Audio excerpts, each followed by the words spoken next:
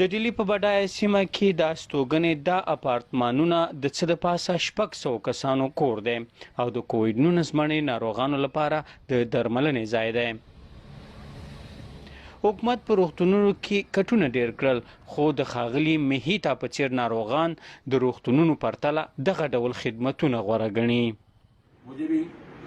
کله چې مې د ازموینې نتیجه مثبت شوه نو دولتي روغتونونو ته لاړم، خو هلته پاتې نشوم ځکه ډیره ګڼه ګوڼه وه. ورخطا نشو او ټولې کورنۍ پریکړه وکړه چې د بیړنۍ څارنې کوچنۍ خونې نظریه غوره ده او هم ډیره سره مرسته وکړه. په خپل کور کې درملنه نرسه کوي، خو د یو ډاکټر تر څارنې لاندې وي. ورسیمالا په دې پوهیږي چې په بیړنۍ خونه کې د یوازینۍ روغتیا پالي مسؤلیت خورا ډیر وي.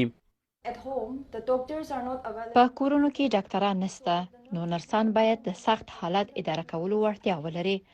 دوی باید پوه شي چې کله له ډاکټرانو سره اړیکه ونیسي او څرنګه یې خبر کړي. د دې خدمتونو بیه د ورځې له 150 تر 200 ډالرو ده، نو ځکه ډیر هندوستانیان د بیړنۍ پاملرنې د دې ډول کوچنیو خونو وس نه لري، خو غوښتنې په ډیرېدو دي. غوښتنې خورا ډیرې شوي دي او هر ورځ را سره 15 کورنۍ اړیکه نیسي، په دې معنی چې هر ورځ د 20 یا 25 کووډ نور ناروغانو لپاره اسانتیا برابروو، خو اوس باید ناروغ 40 ساعته انتظار وباسي. حکومت هغو ناروغانو ته په کور کې د درملنې اجازه ورکوي چې د ناروغۍ نښې ونه لري او یا هم ډیر سخت ناروغ نه وي.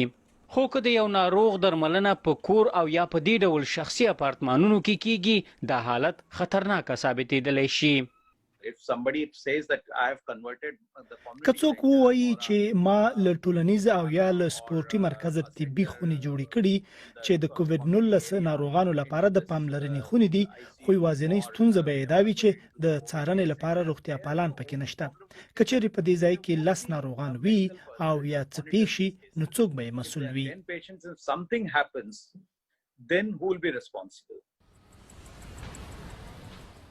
په داسې حال کې چې په هند کې شتمنو کسانو دې ډول اسانتیاو ته مخه کړي، په دې هیواد کې ډیری ناروغان د ترلاسه کولو توان نه لري.